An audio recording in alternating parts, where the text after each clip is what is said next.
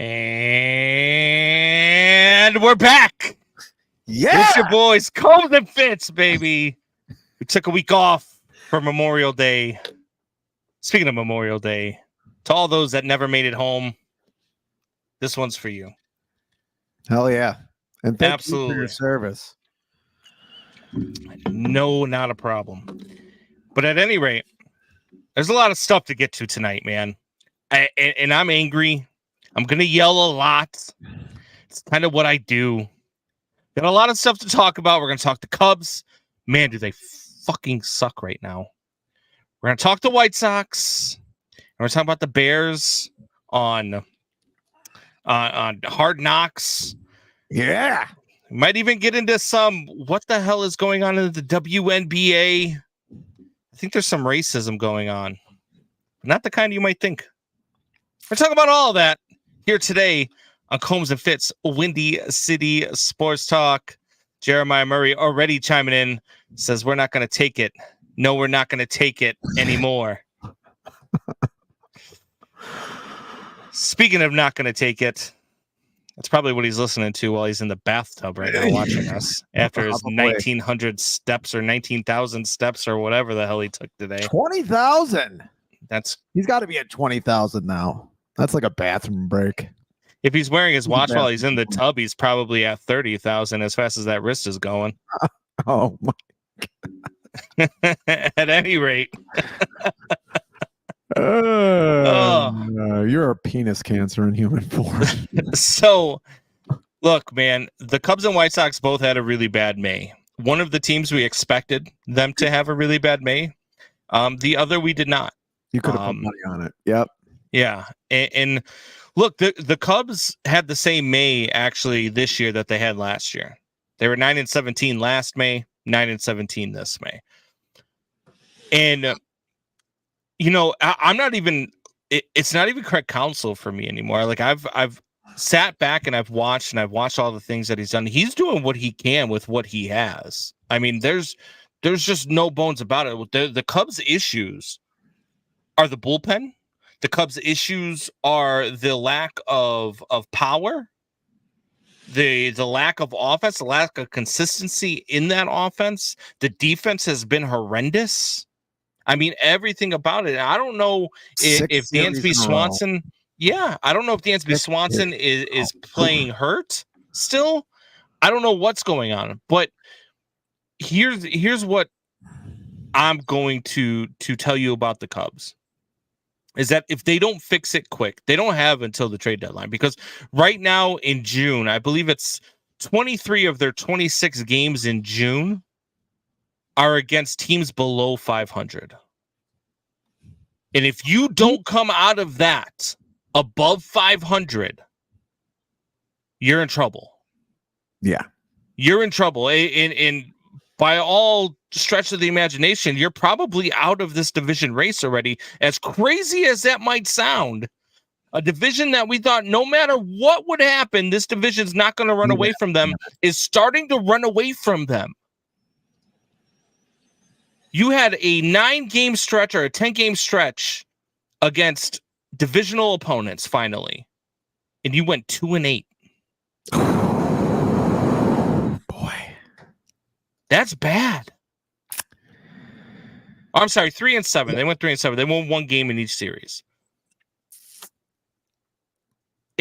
It's not that is not what you expected from this Cubs team heading into this season. Look, the bullpen, the injuries, we can talk about the injuries all we want. 18 injuries now since the start of the season. Your Albert Alzolay is gone till August. He wasn't the same before he got hurt. Your Merriweather's gone. Yency Almonte's gone. Half of your bullpen is hurt, but none of those guys were performing anyway. Now, what do? Jordan Wicks is pitching in AAA this week. He's coming back up. Is he going to the bullpen? Is he going to the rotation? The rotation has not been the issue at all this year. It just hasn't. No. The issue has been in the bullpen. So when Jordan Wicks comes back up, is Wicks going to the bullpen? Are you going to take Ben Brown, who is pitching lights out? Are you going to throw him in the bullpen? What is going to happen to make this better? Are you going to spend what pieces in your minor league system to go get bullpen help? I hope so. Are you going to spend pieces to go get a big bat? Man, I hope so. Me personally, look, there are two teams right now that are going to look to sell, and they both have pieces that you could use. One is the New York Mets. The second one is the Toronto Blue Jays. And if you can make a blockbuster trade, you have to get permission to talk to him ahead of time. But if you can find a way to go get Vladimir Guerrero Jr., who the Toronto Blue Jays have said they're going to look to move before the deadline because this is the last year of his deal, you have to go and do that. But you have to make sure that you're going to be able to get an extension done before you do that. And then if you have, I don't care if you have to move Cade Horton. If you're going to get Vladimir Guerrero Jr., you move 3 of your top 5 pieces easily. And it's not because of the time he has left. Only a half season is kind of a rent-a-player, but it's because there's going to be a lot of competition for him. Yeah. You're going to have to overpay. There's just no way. I mean, it's been hard to watch, and just trying to watch. I mean, even Ben Brown goes up 5 runs. I think it was yesterday. I think he has to go back into the pen. Since April 29th, they've hit 175 with an on-base percentage of 278, which really isn't that bad. They're walking okay. Slugging percentage 248, my friend. That's crazy.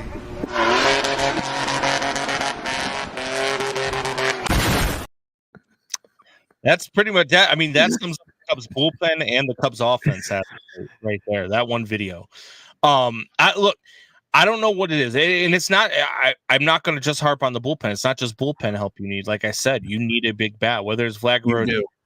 If you go get Vlad and you're going to give up a bunch of pieces, you could probably get JC Romano as well. You could probably get one of their ready arms in the bullpen as well. You could go and do that. And Jeremiah here says they're not there yet, and Jed knows that. I think his plan is for the guys on the farm to work their way up, and that's when the window's open. If that's what they're talking about, then what they've said heading up into this season is not realistic. You don't pay this manager the millions and millions of dollars, make him the highest paid manager to not have the window open immediately. The window's open now, and you have so many pieces in the farm system to move right now. You've got so many shortstops, so many outfielders that you're going to move. You have to figure out where they're going to go. You have no room for all of these top farm systems. Where these top farm pieces, I should say, where are they going to play? Yeah, I mean, I have a problem with that because you've basically been a 500 team for some time. You have to make that next step at some point. You can't just keep being a 500 team into perpetuity. This is the worst place to be in Major League Baseball, in any sport, really. Just the way sports are set up. You don't want to be mediocre. You don't. Believe me, the Sox, in the early teens to mid-teens were mediocre for like 3 or 4 seasons in a row. And famously, Rick Hahn said they were mired in mediocrity. You don't want to be there because you're not getting good picks. You're not trading away guys in time. You still think you're okay by mid to late July. So you're not trading anybody. So you're not getting any talent. You're not building up your farm system. Both things are happening at once. They got to shit or get off the pot. That's my sell here. Their attendance is up. It's not like people aren't going to the game. I just looked at their attendance today. They're at 19%. Yeah. They can't be losing 6 series in a row after starting the season like this. They lost all their goodwill from the beginning of the season. Luckily, some of that, some of the good hitting that they had in April, it soaked it up a little bit, but. And that's what I'm saying. When you look at the Cubs prospects beyond Cade Horton, which would probably, if you're trying to get a big piece like Vlad Guerrero Jr., you're probably going to have to move Cade Horton, which is fine with me because your pitching staff, your starting pitching is fine for the next 4 or 5 years. I think it's really good for the next 4 or 5 years beyond Cade Horton. And then you look at guys like, I think maybe Owen Casey and Matt Shaw might be the untouchables, right? Like you need a third baseman. Matt Shaw's a guy who's got to develop. He's at the AA level right now. He's only 22, but he's struggled at the AA level. Owen Casey is hitting over 300 in AAA, but where do you put him? If you bring Owen Casey up, who's sitting? Is it Bellinger? Is it Talkman, who's been your most consistent hitter all year? here? Is it Hap? Is it Seiya Suzuki? Who's sitting? Is it PCA? Like, what are you doing there? So you've got so many expendable pieces. Kevin Alcantara, the number 4 prospect, another outfielder. James Triantos, the second baseman, another second base. Where's he going to play over the next 5 or 6 years? Because you've got your middle infield set for the next 5 to 6 years. Get rid of Alcantara. I just like the way that guy plays. He looks like a.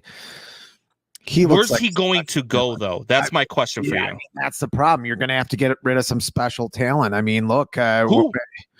Are you getting rid of Hap? Are you getting rid of Seiya? Are you getting rid of PCA? I'd have to look at Hap's contract. I would get rid of Hap, personally. I mean, Hap's getting older, so who knows if somebody wants that in a trade. They're probably going to want young talent that they can develop. I mean, unless it's some weird thing where you're trading with a team that's also competing and they need a piece and you need a piece and it kind of works out. But those trades are few and far between. I think what you definitely need for the Cubs is you're going to have to trade some of the young talent, the young unproven talent. This is where you scout your guys the best you can. And Jed Hoyer and Theo Epstein didn't do a great job of that last time. That would be my only worry. This is where Jed Hoyer has to prove himself. Theo Epstein already did. He's never won anything without Theo. So why would you trade Horner, Jeremiah Morey? Yeah, I don't agree with that. That doesn't make sense whatsoever. He's one of your best contact hitters. I don't even know if he's reached his ceiling yet. Tell you the truth.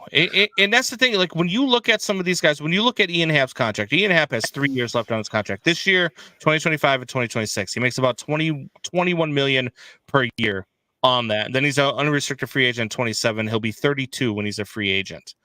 So can you trade Ian Happ? Possibly. Why trade him to Pittsburgh, since he always tears it up there? Like do whatever you got to do. You've got to figure out. But here's my point with the Cubs. When I keep hearing people like Jeremiah say they're not yet there, and Jed knows that, they're going to wait for guys to work their way up. Who's working their way up? Tell me the spots that these guys that are working their way up are going into. Seiya Suzuki still has 4 years left on his contract. PCA is a rookie. He's going to be your center fielder of the future. Ian Happ might be the most expendable piece. He's still got 2 years left on his contract. But then you over the third base, that's where Matt Shaw comes in. And then shortstop, you got Dansby Swanson, who still has 5 years left on his contract after this year. You got Nico Horner, who still has 4 years left on his contract after this year. At first base, you just traded for Michael Busch. He's not going anywhere anytime soon. So then when you look at your rotation, is Justin. They're all homegrown talent for the most part. Justin Steele, Shota Imanaga, who came over from Japan. Yeah, I don't think he was homegrown. No, and neither was Jameson Taillon, but Jameson Taillon's gone. But then you've got Jordan Wicks. Miles away. Yeah, but then you've got Jordan Wicks, you've got Cade Horton, you've got you have to scout your team and know who your minor leaguers are now, but more than ever. You have to know who are the guys that aren't good enough. That you think have holes in their game that they cannot fill or might not fill ever. You have to know that. You have to know them better than the rest of the league too. Some of these guys have to go. You're not getting a closer for free. You're not getting a big for free. You're not getting Guerrero for free. I mean, I really thought they should have grabbed Pete Alonso in the beginning of the year. Not that he's done great this year, but really no one's really hitting the cover off the ball. Very few players or teams are. That Milwaukee Brewers team can hit, though. Yeah. That's what I'm saying. I'm not giving up. Cubs would look like the Milwaukee Brewers look right now. Jeremiah Murray says, I want my team to get better, but won't give up my soft hitting. My soft hitting second baseman was a career 270 hitter, which in this day and age is the new 300. Probably is. I mean, it is. I mean, you look at 30 years ago, 270 was the league average, and 300 was considered really good. And now the league average is 250 to 240. So 277 as a career hitter is basically like a 300 hitter back in the day, right? Through it on the last, Fitz gibberish. We went through what's happening with pitching and hitting. When the manager, the Guardian said, I feel like every year it's harder to be able to hit the pitching. And I think he's like a career 350 on base percentage guy too. Is Nico Hoerner? I think what Jeremiah is looking for is what a lot of teams are looking for, and why hitting is down. And we talked about it before, is because they want slugging percentage. Yeah, in this league, that's what they want. That's really all they look at is OPS or just the S in OPS, which is kind of killed this game, right? Like when you're talking about stats, when you're talking about when you're talking about a league average of 240 to 250, that's freaking gross. And it's been 10 years since that's been in, so that's percolated down to all of the minor leagues, to college players. You don't have guys coming up. I mean, like, I hate to say it, an ex-Cub, Todd Walker, great contact hitter. Tadahito Iguchi, the old second baseman for the Sox, great number 2 hitter. There's like no number 2 hitters in this league anymore. Mm-hmm. Great number 2 hitter. Scott Pasechnik would get on. He'd be able to do things with the bat that other guys couldn't. Just name a couple there, but those players don't really exist much anymore. I mean, I think Nico Hoerner fits that bill. I don't know what kind of player he'd be if he wasn't just trying to get hits and get on base and, stretch out at bats. Who knows? Yeah, and look, when you're looking at the Cubs, when you're talking about the Cubs, like I said, the depth is so deep that a vast majority of your top 10 are expendable players. They have no position over the next 5 years. That means they're going to be 26, 27, 28 years old before you're ready to bring them up anyway. Unless you're just going to take all of these guys that you've paid money to and have them sit behind these kids that you're bringing up. And they don't have the relief pitching coming anytime soon from the minor leagues. You're going to have to trade a piece to go get relief pitching. And maybe that was their thought, that in the offseason, you have to put a bullpen. It's not a bad thought, because bullpen from one year to the next, the guy could just suck. Very few guys are consistent in a bullpen. And if you want to trade for something instead of paying for it, I think going to the bullpen isn't that bad, because that's what you overpay for in the offseason. I still thought they should have got a closer in the offseason or a starter, either one. Yeah, I'm with you, but the fact that, I mean, you weren't with me 4 weeks ago. You weren't with me 4 weeks ago. Yeah, I was with you 4 weeks ago. No, they've been having bullpen problems since the beginning of the season. Yeah, I know, but you said, they can put. I said you were right a month ago. How many times do you want me to tell you you're right? You said that they can put guys. No, they can put guys in. You can bring guys up. You can put guys here. You can do this with this guy, this with that guy. Ben Brown, Jordan Wicks. Here we go. How many times do you want me to tell you you're right? They didn't do enough in the bullpen, and they didn't. And now they've got to find a way to go do it. If not, they're not winning this year. They have no chance of winning this division this year. No, not really. I mean, you let the Cardinals get back in it.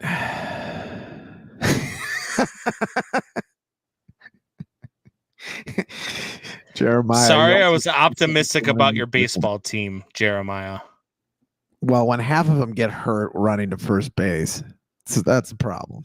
What's going on, Shanna? How's the new house going along? Saw you were moving yesterday. Really? How's all that going? Yeah, she bought a new house out there in Tennessee. There you go. She had to move away from civilization. Well, I'll tell you what, the way house prices are, I mean, Jesus Christ, you couldn't move here. Fuck my team. I hate my team. Yeah. Well, because I'm prepared to fuck somebody up. So you can take it as what it is. Someone wants to fight on that team. What about pumping? What about Nick? How about Tommy Pham could be your closer? Why didn't Nick Madrigal go get Tommy Pham when they told him that he was going on, when they was going down to time down? We're 20-something, 20 minutes in? No, well, I'm going off of a comment. Can we talk about Madrigal getting into it with counsel when he told him he's going down? Do you need a step stool when he did it? Which one? Council? They're both pretty short. I was gonna say they're both like 5'4". Yeah. I mean, yeah, Magical. It kind of had to go. I don't think it was time. To do with getting tagged out at home. And that wasn't his fault. Okay. And he actually runs okay. Yeah. I mean, no, he doesn't. He's slow as shit. A lot of people think he runs okay because he's small and he looks like he should run okay, but he doesn't. He's slow as shit. But that wasn't his fault for getting tagged out at home. He should have never been sent. When you have a runner that's there and you know that you have only one out in the inning and he is the tying run and the at the very least the winning run is at second base. Yeah. And you've got your best fly ball hitter and Cody Bellinger coming up, you don't send him. You hold him second and third, one out. You give Bellinger a chance to drive, if not one of them, in both of them. And what does he do? Instead of hitting a fly ball to the warning track to tie the game, he hits one to the warning track to end the game because Willie Harris sent Nick Magical, and he never should have sent him. And Willie Harris even said after the game that he shouldn't have sent him. He's like, that was my fault. It was a bad call. I shouldn't have sent him, but Waving Willie. Remember when waving Wendell Kim, the old third base coach about 20 years ago? That poor son of a bitch. Joey Cora for the Sox. He was waving guys home so much they put him on the bench next to Ozzie. Yeah. Well, he's got the same Wendell Kim. He's got the same nickname as Wendell Kim. He's now Wave him in Willie. Yeah, wave him in Willie. Now, the Reds did have to be perfect in that play. Dude, not really. I mean, he was out by 45 feet. He was only halfway to home when the catcher caught the ball. Ellie De La Cruz threw a fucking piss missile. That was, a fucking laser. it was ridiculous, but he was out by a lot. I mean, that ball could have been up the line. The catcher still had a chance to run back and tag him before he got to the plate. Yeah, I mean. That was a tough one. That's a tough loss. Dumb. They've had a couple tough losses where they did play some good games. They played some entertaining games, and then other games where, it was tough. The Imanaga game when he gave up some runs, you'd think like, hey, the guy hasn't given up shit all year, right? Maybe come back a little bit, but no. I mean, it's that I think I had the stat for their runners in scoring position somewhere. That is something that I do put on Craig Counsell, though. Is Shota Imanaga. Is Shota Imanaga having that bad outing? Because they got rained out on Friday, and instead of pushing Shota back to Saturday or maybe even Sunday at the very latest, you pushed him back to the following Wednesday. The guy had 10 days of rest, and he came out cold. And you don't want to do that. I mean, the guy gave up 7 runs in that game in the first 3 innings. His ERA is still only a 1.86. Yeah, I know. I mean, that's how good this guy's been. That is something that I do put on Counsell, though, because you don't do that. No, unless he needed it for some reason that we don't know about, but doesn't sound like he did. Well, the reason why they said they kept him out there after giving up the 7 runs was because he needed innings. Dowling Thomas, Willie Harris was a contributor on the 2005 White Sox. Yeah, baby. Woo! And he's still coaching like he's playing for him, too. Scored the winning run in the World Series.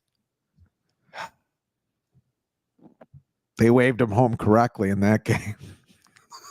Unbelievable. Did your guys' announcers yell at the umps about the rain too? Are you talking about the Cubs announcers or like? I was at the Dogs game that night, which was another debacle. But I did not see the start of that, so I don't know if the announcers were yelling at the umps about the game, about the rain. I was doing the Dogs game on Saturday night. It was raining until 8:30. I'm like, they're going to call this game. At 8:30, it's still pouring, and they decided to pull the tarp and try to play. The umps come out, and they're like, you could tell they're pissed off. They're at the plate, and they're talking to the managers and blah, blah, blah. When we get through the first inning, Dogs are down 2-0. We get to a point in the second inning where it's 4-2. The Dogs took the lead back, and they got runners on first and second. The umps were like, yeah, no, we're done. Mound's unplayable all of a sudden. And at this point, the rain had lightened up. it was unbelievable. They were pissed off, so they decided to, make it so that everybody had to come in for a doubleheader the next day. Jeez. Yeah. I'm talking about our D-bag, and what did he do? What did Schriffen? What did Schriffen do? Yeah, he was bitching a lot, and he even went nuts when Tommy Pham had his little temper tantrum that day. He was even going nuts then. I'm trying to bring it up now, but yeah, he was even going He's nuts. Terrible, man. He's an awful announcer. He's had some guy, yeah. He had one. He had one good call so far. It's hard to, yeah. Here, let me get this all set up for us, and I'll show the. Well, I don't know what he was saying about the rain out or whatever. It was sunny and hot here all weekend too, except for Saturday. It rained all day. Yeah. So this is the Tommy Pham. This is the call too. He's out, and Contreras is barking at him. Tommy Pham barking back. He's not backing down. He doesn't like that. And now home plate umpire Edwin Jimenez has to hold back Pham. Nah, we ain't taking that. We ain't taking that from the Brewers. What? He went to the street. We ain't taking that. We ain't taking that.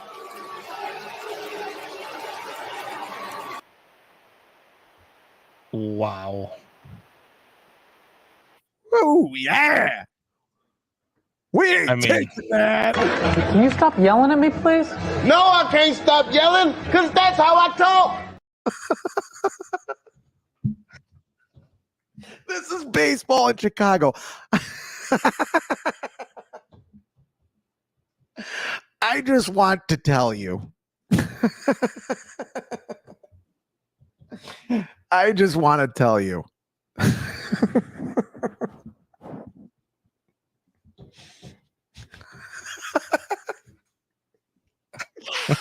Tony Bruce are falling asleep.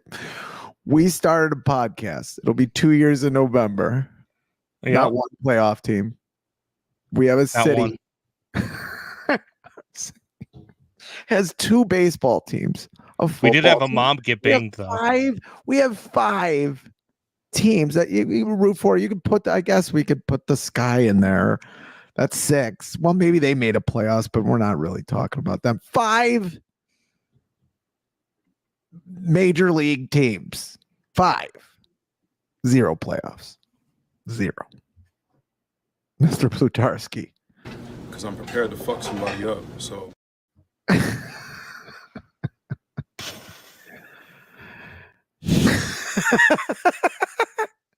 I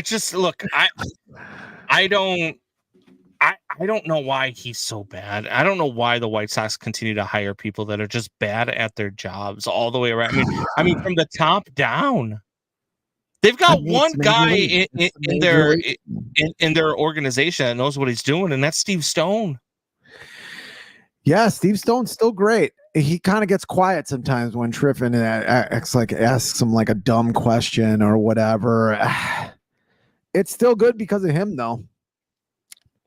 He was yelling at Cubs for calling the game and freaking monsoon, calling out the haters when you're 3-20. That was his one good call. For all the haters. Yeah, I mean, it was a fun game, though. I don't know. I don't know what's going on over there. I don't get it. Southside, stand up. Yeah, it's. You're so dumb. You are really dumb. For real. Yeah. Luis Robert Jr. lines this one to left, and it gets down. It'll go all the way to the wall. Oh, no. Oh, no. No. And my favorite was when Jerry said, we're going to turn this thing around quick. That's the goal. Lies! is the goal. We're gonna turn this around. That's why we're hiring Chris Getz, a nobody who's a failure. Who I'm sorry is a failure. Seems like a good guy, as a family. I'm sure his family loves him, but he's a fucking failure. I mean, a complete failure. Now, I mean, maybe the acquisition of Eric Fetty was good. I don't even know. Turning Crochet into a starter, but fucking my mom would turn Crochet into a starter, and she's had dementia for 5 years. Oh, no. I mean, so I don't know where to point to and say that something good is happening. The manager has got to go. The manager has got to go. You are on pace to be the worst team ever. The manager has got to go. He's weird. He said they were playing flat, and they asked him, "Well, can you say, can you explain a little bit more?" No, I'm going to double down on that. They were flat. What? Hey, I've seen this one. This is a classic. What are you double downing on? He doesn't know. He doesn't even know what he's doing. Jeremiah says Pedro was 75 games under 500. It's so bad. And the fact that he still has a job is a complete joke. The fact that he still had a job after the end of last season is a joke. The fact that Chris Getz got hired as the GM is a joke. The whole front office is a joke. The franchise is a joke. I mean, it's to the point now. No matter how bad the Cubs are, I'm so happy they get to play the White Sox over the next 2 games. White Sox have lost 11 in a row. Not good. I'm hoping it moves to 13. It probably will. And the Cubs get a good look at Michael Kopech and go and trade him for Nick Madrigal.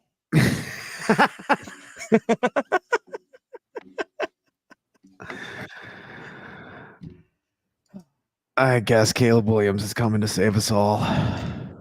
Speaking of Caleb Williams, we've got some stuff for the Bears coming up in Hard Knocks. Do you think this is a good thing? Have you ever watched Hard Knocks? Yes, I've watched Hard Knocks. I have not. I've not seen one episode. One with Miami was pretty good when they finally did it in season 1. I think they just had their best ratings ever. It was like 5 million viewers, which now is crazy. But yeah, I mean, it's a great show. It really is. It gets deep. Now it's gotten a little bit like it's sort of gotten to the point where like the players know if they act wacky or do weird things. Mike Huff does a fine job with the kids at the ballpark. What? I don't know. I thought maybe you'd know. I think Jerry's getting into some weird waters there again. I don't know. I've never seen one episode of Hard Knocks. I'm going to now. When it was a little grittier, I think it's been on for 18 years. Why were they so against doing it? Because they're fucking weird, dude. Because the Bears are weird. The entire organization is weird, and they. Well, I hear there's a lot of teams that are against doing it. Why, if you were the Bears, and I'll say it again, if you were the Bears and you treated your fans like a dad who goes out to get a pack of cigarettes and doesn't come home for 20 years, would you want to be on Hard Knocks? Would you want cameras inside your locker room? Yeah, I mean, the McCaskies are kind of fucking weird, man. They've always been weird, and they don't want people looking behind the curtain.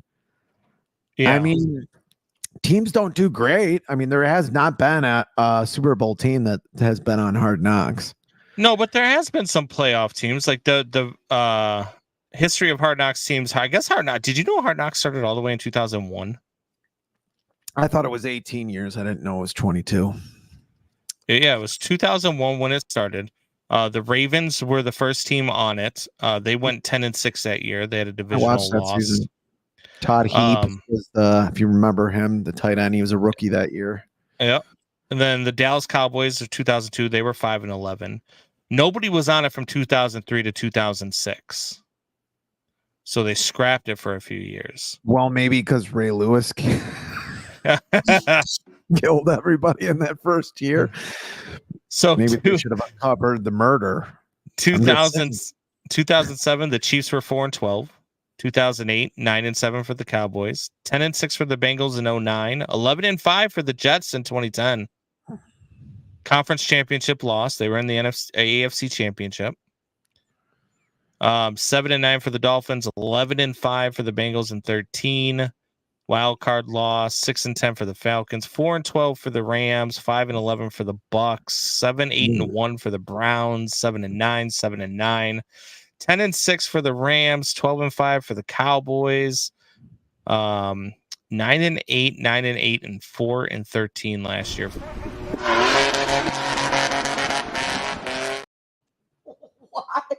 Why is he just gunning it? I don't know.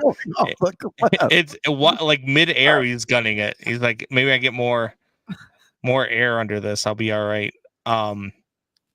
It's not good. The Rex Ryan Jets team, that's the only team I think that made it to the AFC championship game. What's the thought process behind why that is? Do you know?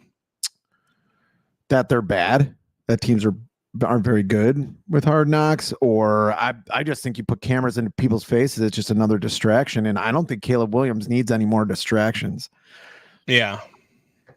Let's face it, even a person who's like, I'm the most dedicated person in the world, is trying to figure out what they can get away with. Like, how much is too much work? How much is not enough? And that takes a while to do. How much endorsements can I do? How much can I not do?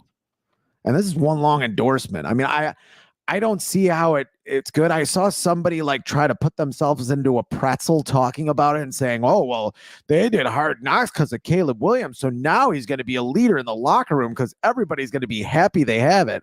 When Roma Dunze doesn't want it. The rookie at 9 does not want this. I think it's 1 year too early. But I think the Lions were on it last year, right? Well, I know the Dolphins were mid-season. I think the Lions were preseason. I don't know if they're going to do mid-season every year, probably, because the NFL is, The Lions were pretty good last year. They were in the NFC title game. Were the Lions on it last year? Hold on, let me look it back up.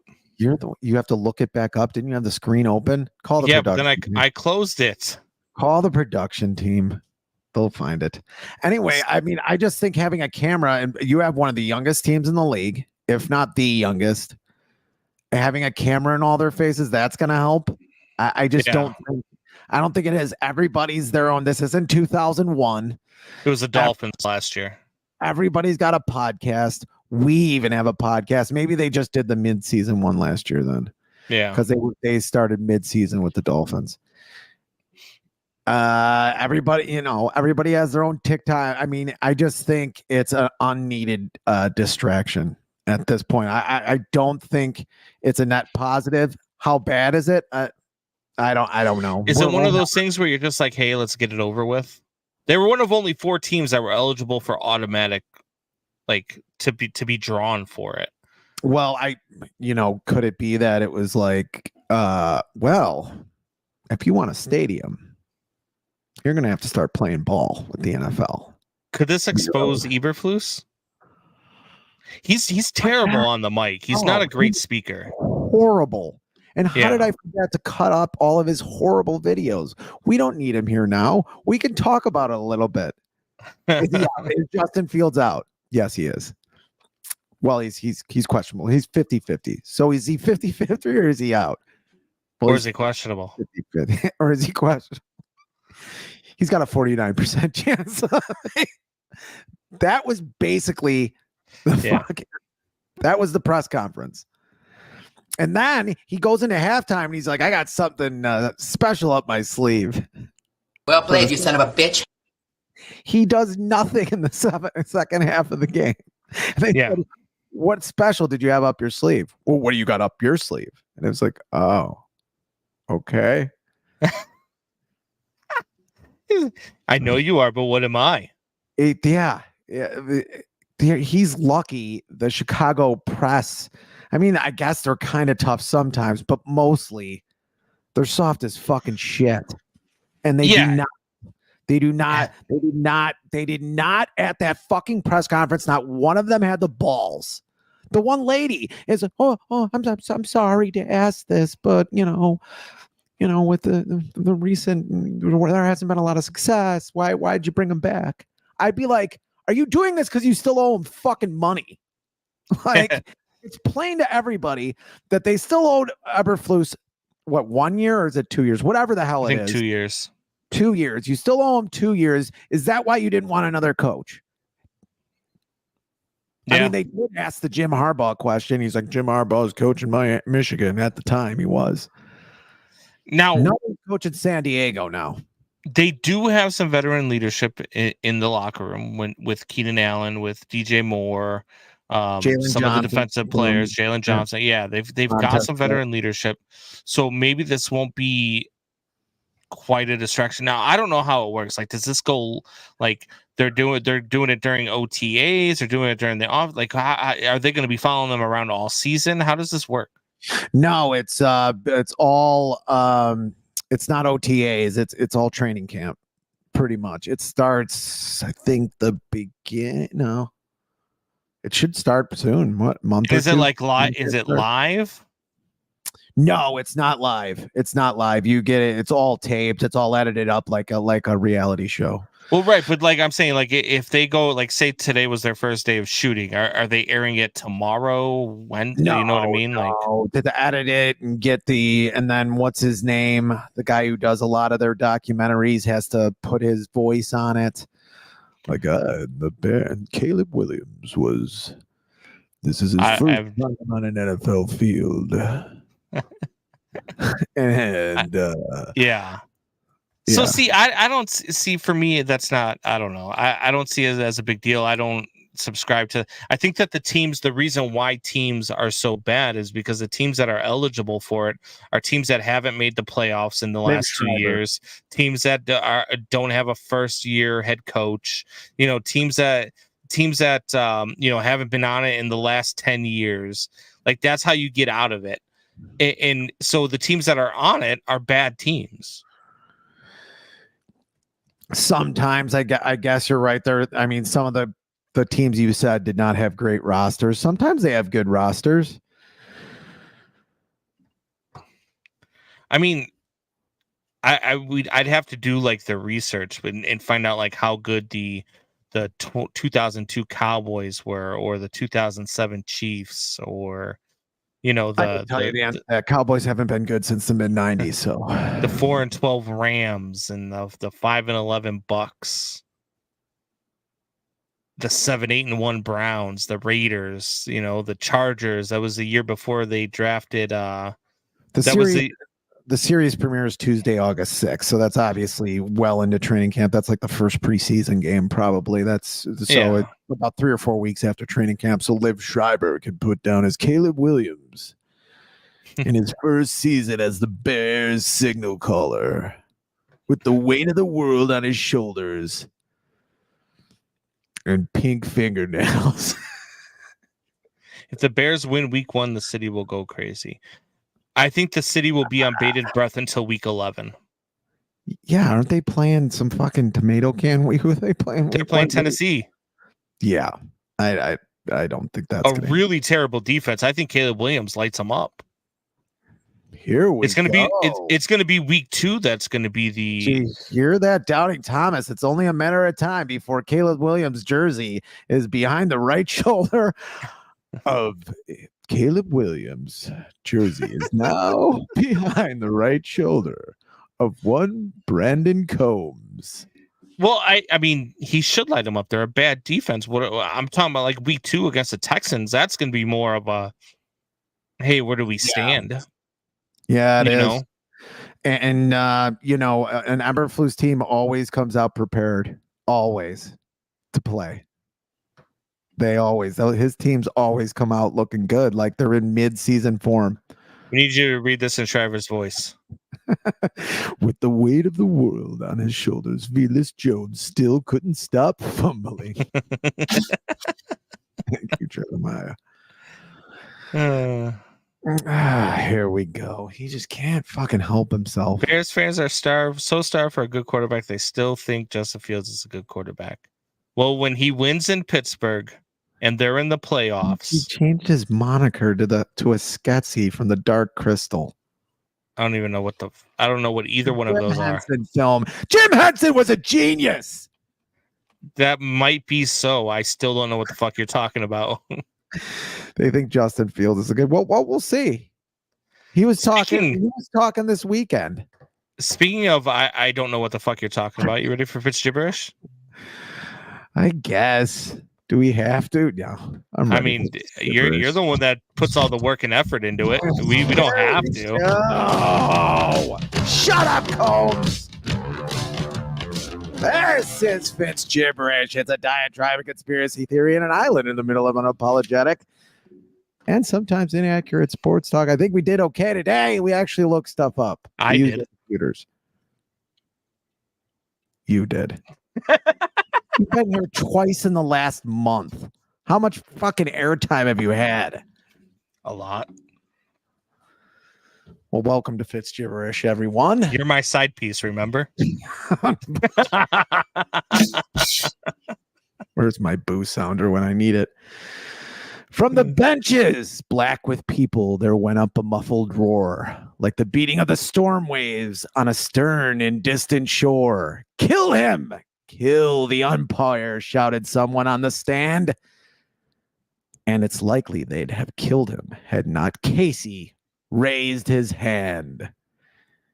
Even though Ernest Lawrence Thayer wrote that line in the famous Casey at the Bat in 1882, he certainly might have had Angel Hernandez in mind if he was alive today. Hernandez would throw out the future Hall of Famer Steve McMichael after his rendition of Take Me Out to the Ball Game in Wrigley about 20 years ago. So it was only fitting to talk about him today when he is so recently pulled into retirement. The MLB acted like a family, taking away the keys from an aging father who could not drive anymore.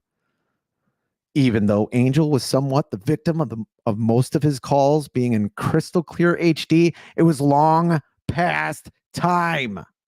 I never want to wish anything bad on another human being, but I've seen my father-in-law oversee a game of beanbags blind drunk better than Angel did most days. The memes have come pouring in over the last week, and they've been pretty good. Look them up. The internet is undefeated once again. The problem is, and you can throw in putting black players in the stat books, which we still have to talk about today, is it's masking more of a common problem with this game that keeps coming up.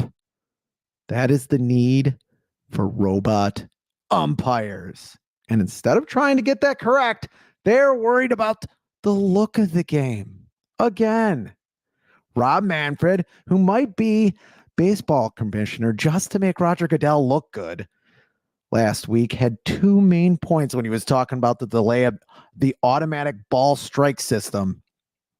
One is, and I quote, the shape of the strike zone. We have not started those conversations with players because we haven't settled on what we think about it. Hard to have those conversations before you know what you're thinking. I'll read that again. The shape of the strike zone. How in the hell do you not know what the strike zone is? What in the hell is this guy talking about?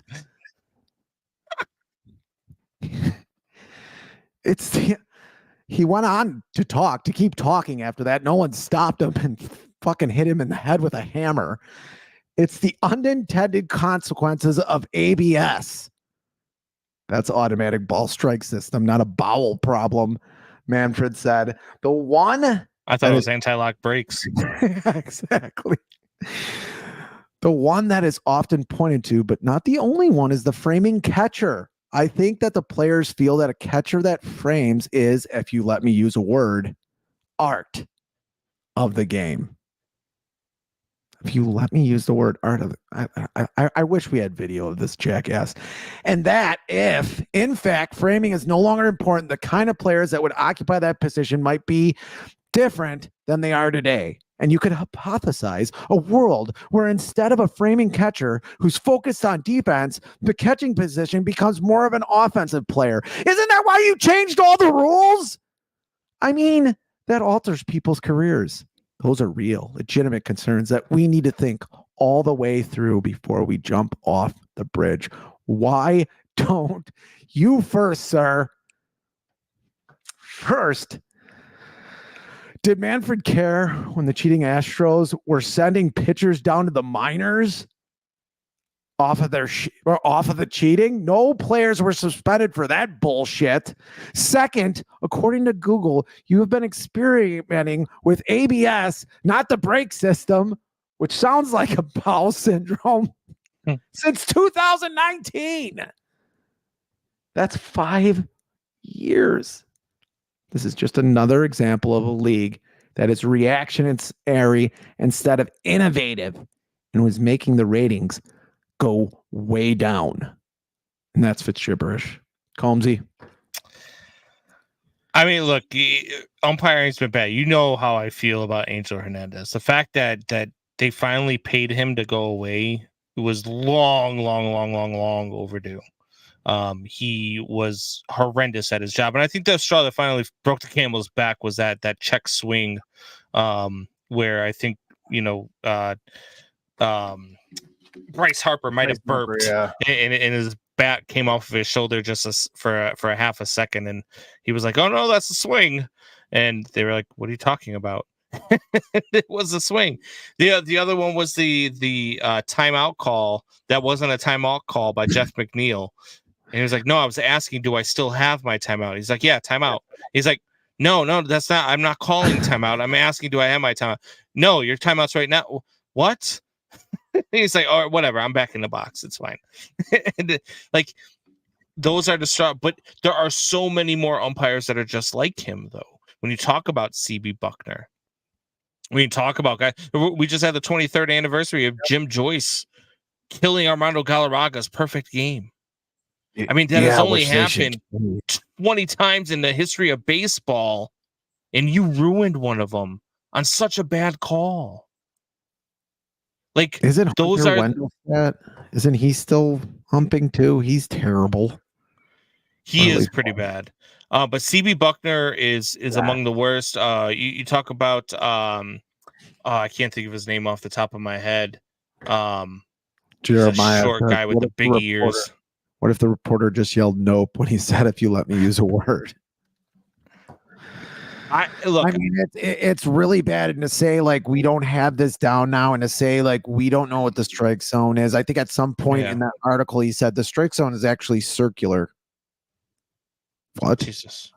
And it used to be letters to knees, and now they're saying no, it's really around the belt. What? Yeah. No. Like I don't like. You'll be pitching the Barry Bonds every time. CB Buckner, Hunter Wendelstedt, Laz Diaz is horrendous. Doug Eddings, terrible.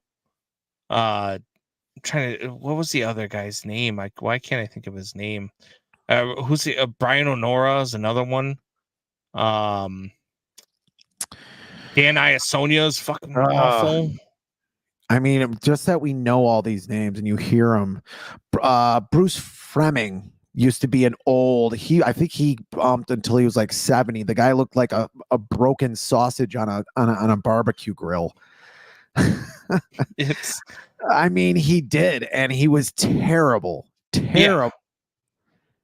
I mean, you get these umpires that just have. Joe West was awful. Yeah.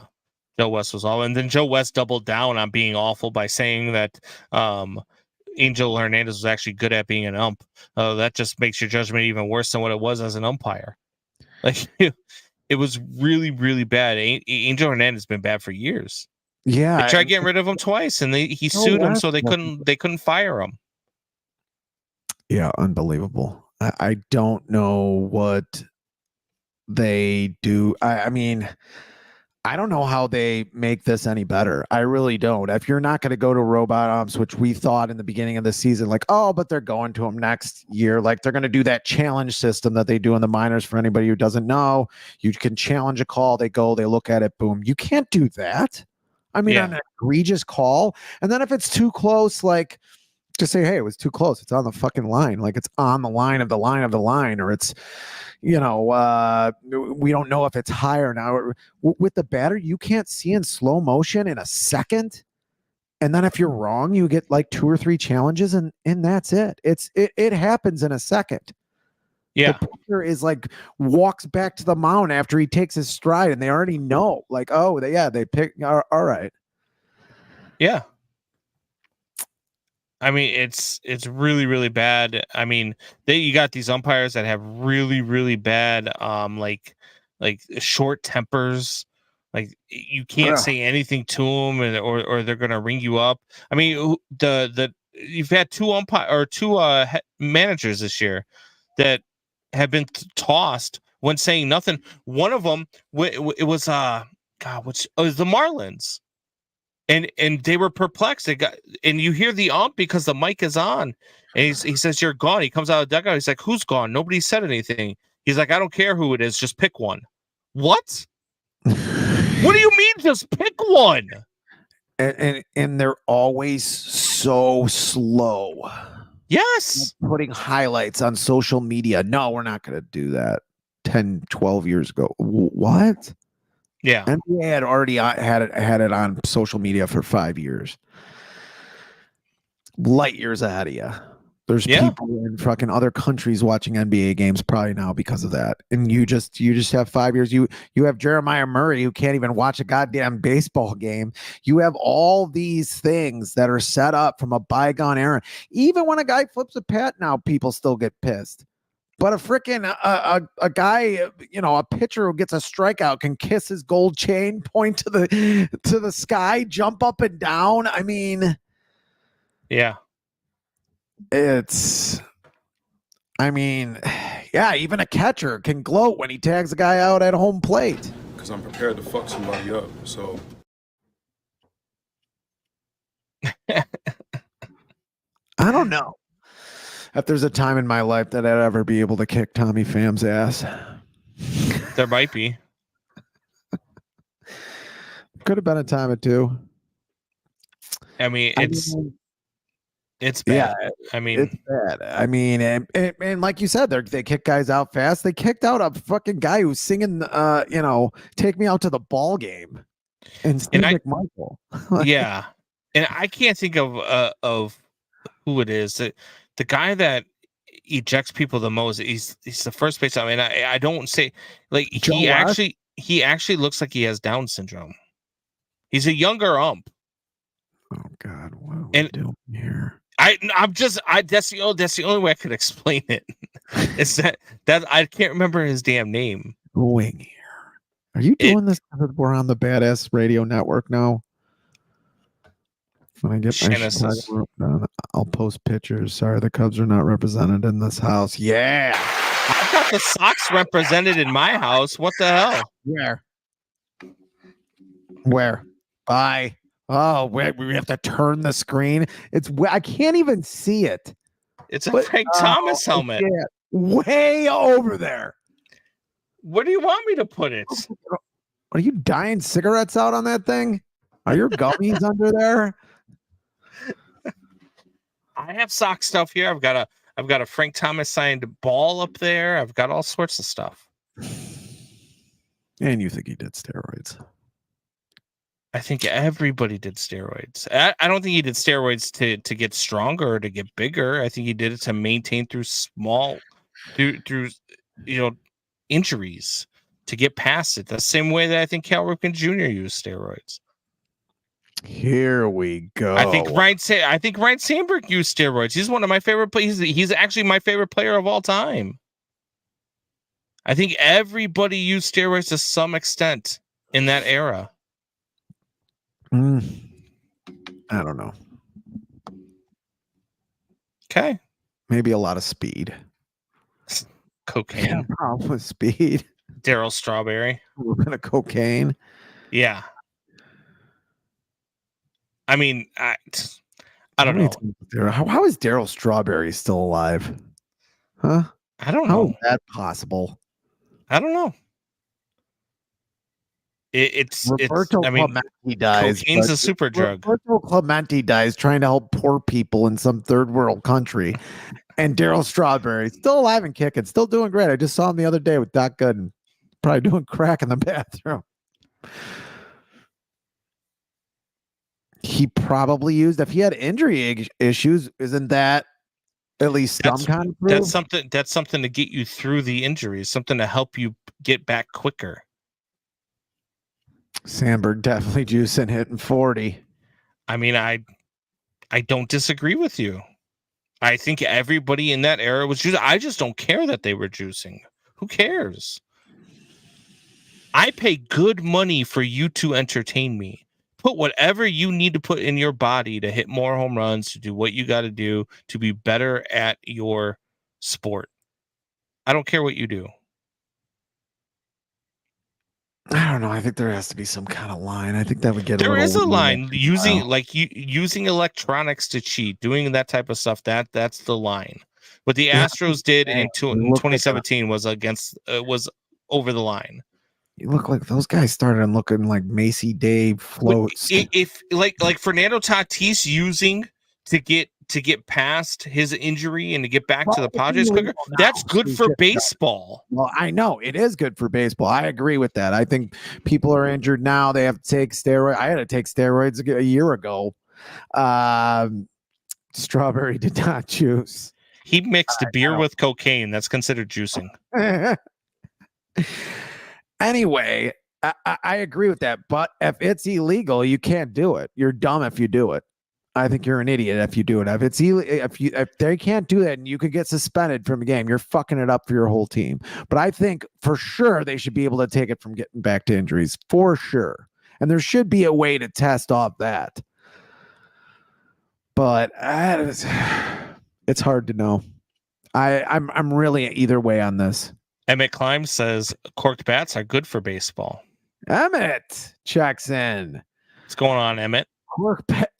I think this was the anniversary. Is he stuck in a cage in his Facebook profile picture? Looks like it. What the hell? Get out, Emmett. What's going on? Emmett, blink twice if you're in trouble. We are going to start a GoFundMe for Emmett Kime, I guess. But corked bats. I mean, isn't this there was the anniversary of the corked bat incident with your boy in jail in Bavaria? Dude, we're an international podcast. We are, once again. We had a guy in like London who was like stalking Shanna, and now we got a guy watching us from jail in Bavaria. Les Kane or something like that. Michael Caine's weird cousin. Yeah, I don't know. I think Shanna had him offed. He hasn't been on since. No, he hasn't. We haven't seen him again. Our only person from the UK. He could have taught us about soccer. Shanna offed him. Sure did. She climbed a bell tower. Should cork bats? That's actually not a bad point by Emmett. Should cork bats be legal? No. Cork bats shouldn't be legal, like doing that. That's the type of stuff that should be illegal, right? Because a cork bat can actually kill somebody. I don't know. Yeah. I think somebody got their revenge. Sammy Sosa was an ass clown. Yeah, I mean, that whole thing was weird, especially back then. Everybody knew. Was that after the home run? I think that was well after the home run race, like a couple years after. It was like 2000, 2001. And it was like everybody knew by then that they were all juicing. Yeah. But they didn't know before. And then the cork bat happens. And it's like, dude, you need to juice and have a cork bat? Might as well just give them metal bats. I know. And you're right. Yeah, it could kill. I mean, I think we're still, it's just a matter of time before a pitcher either gets really hurt because these guys are max efforting the ball. They're not ready to field their position. And Yeah. the ball's coming off people's bats harder than ever before. I think it's only a matter of time before someone gets injured permanently or, might die. A pitcher. I don't see a 115-mile-an-hour hit off a Judge's bat or Juan Soto's bat. And I'm picking on the Yankees on purpose here. But So speaking of somebody is going to get injured there you permanently, go. Look at the transition. Nice transition. WNBA, there's like a bounty on Caitlin Clark. Is Caitlin Clark experiencing racism? White people can't experience racism. It's we're in charge, so we can't experience racism. Okay, Joe Biden. I mean, of course, I'm being facetious, but yeah, I mean, it's hard to tell. I mean, it's definitely not a good thing. I think the comments are even worse than some of the fouls you're talking about. Some of the comments are pretty toeing the line a little bit. I mean, well, when you watched, I watched on Saturday. I don't know if you watched. Probably not, because you don't like women. But here we go. I was watching on Saturday when Kennedy Clark shoves her, and when they put the camera on her and they're showing the replay, you can see Kennedy Clark talk about, and she says, "Fuck you, bitch," as she takes her down. And Caitlin Clark doesn't even have the ball. She just comes and gives her a hip check from behind, a cheap shot. And I think Clark probably embellished it a little bit. But it was still, these are the things that Caitlin Clark is dealing with. You're not seeing this done to anybody else in the league. And then for Kennedy Clark to talk about, oh, well, what other than three-pointers, what does she bring to the table? Well, first of all, nobody knew who you were prior to that play. Nobody knows the name Kennedy Clark. Everybody in that stadium was not there to see Kennedy Clark. They were there to see Angel Reese versus Caitlin Clark. Or Kennedy, I keep calling her Kennedy Clark. It's Kennedy Carter, by the way. What happens in the NBA now? They all shoot 3-pointers all over the place. They shoot like 40-footers. That's what got Steph Curry famous. Yeah, he's nifty. He can dribble. He's got just enough length, but he shoots threes. That's what he does. I mean, he's the best shooter on the planet, probably, ever in NBA history. I think that's been pretty much proven, put to bed. But they're not doing things like they were doing in the NBA anymore. And I actually like the game a lot more. It spreads the offense out even more, which I think they needed to do, because that, court is ever shrinking with all these giants on it. But I mean, that's what's making the game bigger than it's ever been before.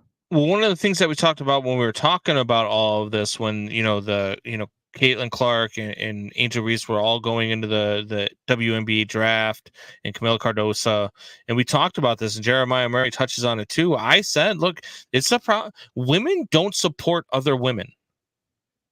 They just don't. And that's not, I'm not putting down women when I say this. It's just it's when you look at women as a whole, you don't see a whole lot of women with a whole group of female friends. You know what I mean? Like, you don't see the group, and when there is a whole group of female friends, usually there's a lot of drama inside of it. Like that's the problem, and they don't support one another. And these girls are jealous of Caitlin Clark in the spotlight that she's been given, or the spotlight that she's actually created for herself. She's made it so that fans are in the seats now.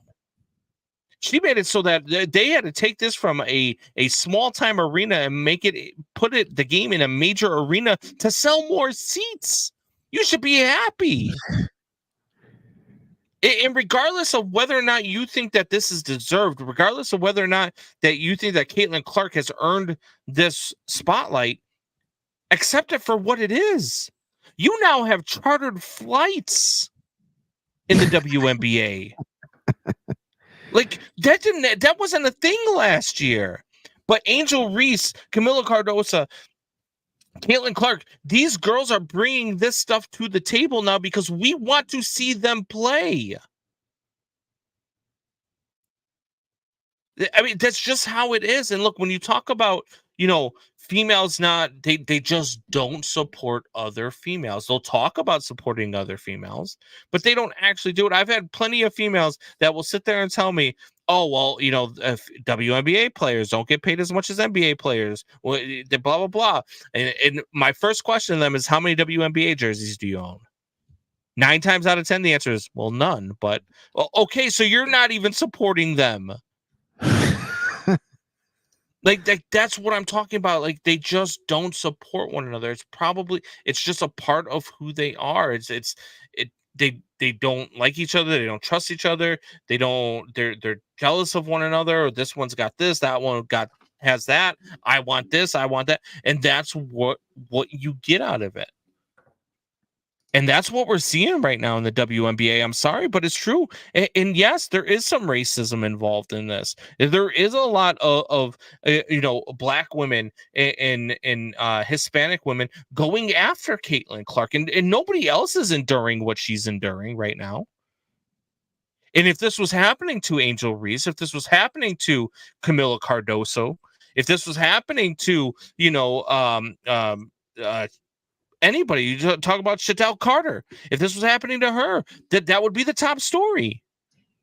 But because it's happening to Caitlin Clark, it's hard fouls, blah blah blah. Just get stitches. John Fitzgibbons. Unbelievable. It just gets stitches. I mean, you're starting to make a lot of sense. When did it happen to Angel Reese? Yeah, I don't know. Angel Reese is typically, and I like Angel Reese. I like her game. She's typically the aggressor. Mm-hmm. I mean, I watched a game with her against South Carolina in back in December, where she was posted up on a girl, and as the girl was looking up for a rebound, she just yanks her hair down. Like, that's Angel Reese. I mean, she got taken down by her neck, and the girl. Oh, I know what you're talking. She got clothesline. Yeah. Yeah. Okay. So one play. This is happening to Caitlin Clark every single game. Yeah, I think women get really competitive. You're starting to sound like Bill Burr. Yeah, there's nothing stopping you other than the fact that you guys are just into destroying each other. No, now it's going to get quiet. I see all that sneaky shit you do. Ladies, if you could just support the WNBA the way you support a fat chick that's proud of her body and is no longer a threat to you, I mean, look, it's just it's facts. I mean, it really is. And people will come at you and people will say this and cancel culture and all that stuff. And I understand, but no matter what I do, I'm always going to be me. I'm always going to look at things from reality and from perspective on both sides of the lens. And there are some times where Caitlin Clark, she's in Caitlin Clark's a trash talker too. Caitlin Clark will talk trash with you. Caitlin Clark will get in your face. Caitlin Clark will do those things. But the things that are happening to her are on a different level. And if they were happening to other players at the rate that they are happening to Caitlin Clark, we would be having different conversations. And those conversations aren't being had because of the color of Caitlin Clark's skin. Yeah, and who is it? I mean, it hasn't even just been that. I mean, it's been women on women. What did Diana Taurasi? Yeah, she had a lot of negative things to say because it was like, I mean, because of her being successful, saying her game isn't as good as people said it was, and all that. And it's like, well, Taurasi, what'd you do for the NBA? Doubting Thomas says, let Combs cook. It's Diana Taurasi did a lot for the WNBA. Diana Taurasi was a fantastic basketball player. Sue Bird, all of these ladies, they did a fantastic job for the WNBA, but they didn't take it to the level that it's at right now. the level that it's at with Caitlin Clark and Angel Reese and all of these girls, they didn't take it to that level. And to be upset about that is just, it's asinine, because you should be happy that that's where it's gone now, because all that's going to do now, great. You now go out there and beat her. I mean, you don't have to physically beat her, but go out there and beat her. Go out there. Right now, I believe they're 2-6 or something like that. Go out there and let her lose. Go out there and show people that she's not good at basketball or you're better than her. Great. But let all of those people come and be happy that those people are coming, because all that's going to do, if this keeps happening to Caitlin Clark, is people are going to turn on the WNBA. The people that you've gotten into it, the people that that Caitlin Clark has brought to it, now instead of seeing your skill and seeing your talent, are seeing the brutality against Caitlin Clark, and that's going to turn people off. Yeah, it's the same as we were talking about with baseball, when a guy can't flip a bat and he gets hit, by the pitcher who just celebrated striking out one of his teammates. He gets hit. It's like, why not strike him out next time he's up to bat? How about that's how you get back at him? You beat him. Why aren't the refs calling it? That's the other thing. How come the refs aren't calling any of these fouls on Caitlin Clark? Oh boy! Now they did end up giving her a flagrant 2, I believe it was, but that should have been an automatic ejection. When Kennedy Carter says "fuck you, bitch" and walks up to her without the ball and just hip checks her, that should be an ejection. Who the hell is Kennedy Carter? Have you heard of Kennedy Carter before I said her name tonight? No, I haven't. I haven't even. Have you heard of Caitlin Clark before I said her name tonight? Yes, I have. Have you watched Caitlin Clark play? Yes, I have. Have you ever seen Kennedy Carter play? No, I have not. I've never even heard the name Kennedy, and I'm from the south side of Chicago. So that's what I'm saying. Like you've got to put it in perspective. And if you're these other players, sure, maybe you're jealous of the limelight that she gets. Maybe you're jealous of the spotlight, but use that spotlight in a different way to showcase your talents, as opposed to showcase the fact that you're just a dirty player who's not that good, who's jealous of somebody who's better than you are. Yeah. I mean, get better at basketball. Yeah. I mean, Clark damn near had a triple-double in that game, and you lost the game by 1. I don't see. I mean, go look at those past videos. I mean, Magic Johnson, Larry Bird are the best players in the NBA at the time. Jordan comes up. It's like 1 year in, and Magic Johnson is saying, yeah, Michael Jordan's the best player in basketball, or maybe 2 years in, and it's not even really that close.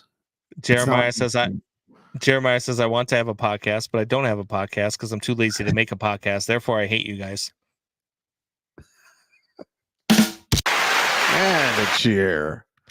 Carter has been kicked off 2 teams for conduct detrimental to the team. The shocker. Yeah, I mean, I don't think it's anything that's going to stop in a rookie season. I think it's just fuel in the fire for Caitlin Clark at this time. Dowling Thomas on my side tonight. He says, "Preach it, Combs. Caitlin Clark put all these gals on private jets."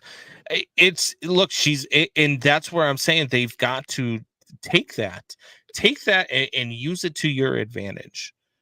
Angel Reese in the Chicago Sky, they've got a chance over the next 2 or 3 years to really build another championship team here in Chicago. They might be the next team in Chicago to win a championship. We got to get some lesbians on this show because we don't know really what's going on. Wow. I know one such. Alyssa, come on our show. She's probably not watching, but she's definitely not watching now. But I would like for her to. I would like for you. I would like for you to. I've been watching for the last 10 years. You know the history of the WNBA. Get off of it. I would like for. No, I'm not saying I know the history of the WNBA. Of course I don't. What I'm asking you, what I want you to do is I want you to clip this segment and send it to her and ask her what she honestly thinks. Like, am I wrong? I will. Which one of us? What? Which clip? What? Clip watch and which one of us? The segment where I'm talking about how women don't support women, how the jealousy, that stuff. I will also send her me yelling that they're the only ones that have been watching it the last 10 years and they know the history of the sport. I want you to also the clip where you say we need to get a couple of lesbians on this show and ask her if she'll come on. Shut your whore mouth. I have to go prepare for the apocalypse because Doubting Thomas and Combs are agreeing way too much, says Jeremiah. Yes. Shanna Stiesel Trust says, I teach other nail techs to stop worrying about what the other women are doing as professionals and to focus on your craft. Speak the truth, says Shanna. That's what I always aim to do. But at any rate, Jesus Christ. What? You're gonna blow another rotator cuff, pat yourself in the back. Okay, Shenedy Fitz. Because I'm prepared to fuck somebody up. So you can. At any rate, it's been another great episode of Windy City Sports Talk. Yeah. It is late. It is time for us to get out of here. Catch us. If you miss any part of the show, you can catch us on Badass Radio Network. Badass Radio Network. We are there every Tuesday night, 9 p.m. Central Standard Time. You can always catch the show there. Give that, check out them out on Facebook, YouTube, everywhere else that they're on, Spotify, iHeartRadio, all of that. Check out Badass Radio Network. Combs and Fitz there every Tuesday night, and hopefully soon to be on more platforms as we go here. We're gonna fuck some people up. Shanna hates women for valid reasons, says Jeremiah. Okay. I don't know what that even means. Time to get out of the bathtub, Jeremiah.